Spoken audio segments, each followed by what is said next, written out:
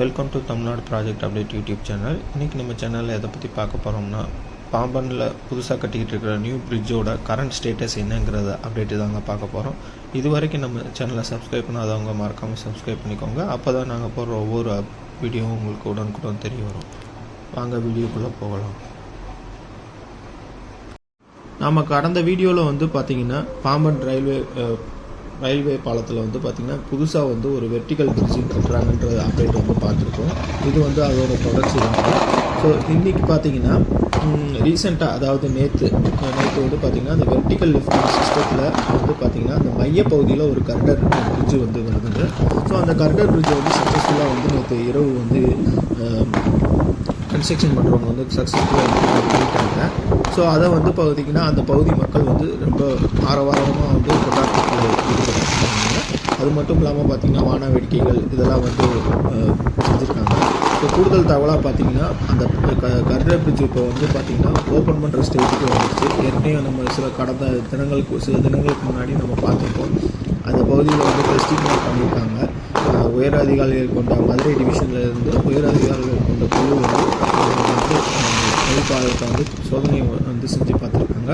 So அது மட்டும் இல்லாமல் இப்போ சக்ஸஸ்ஃபுல்லாக அந்த வெர்டிக்கல் லிஃப்ட் சிஸ்டத்தில் மெயின் கர்டர் பிரிட்ஜ் இணைச்சிருக்காங்க. அதுதான் இப்போ நீங்கள் இந்த வீடியோவில் பார்த்துட்டு